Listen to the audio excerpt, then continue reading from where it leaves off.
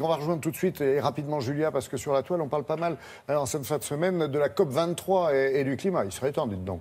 Exactement. Je vous propose cette semaine d'agir concrètement sur l'environnement en soutenant des projets bien trouvés sur le web. Regardez, on plante des arbres d'abord parce que suite aux accords de Paris, le Brésil s'engage avec l'association Conservation Internationale dans un très ambitieux projet de reforestation qui prévoit de planter 73 millions d'arbres dans la forêt amazonienne.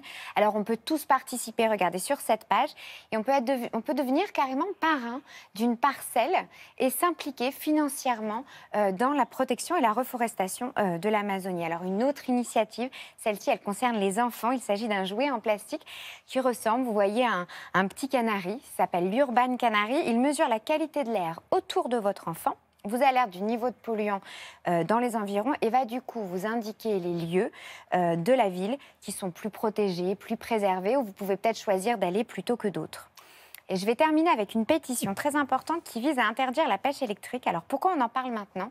Parce que figurez-vous que le 21 novembre prochain, le Parlement européen doit décider si la pêche électrique peut être considérée ou non comme une méthode de pêche conventionnelle. Alors évidemment, la réponse est non, car elle a un effet dévastateur sur la faune et la flore maritime. La technique est si efficace qu'elle pourrait transformer les océans en véritables déserts d'ici quelques années si on ne se mobilise pas. Donc on se mobilise sur cette pétition, Laurent. Et dans les cours d'eau douces également, mais à moindre échelle.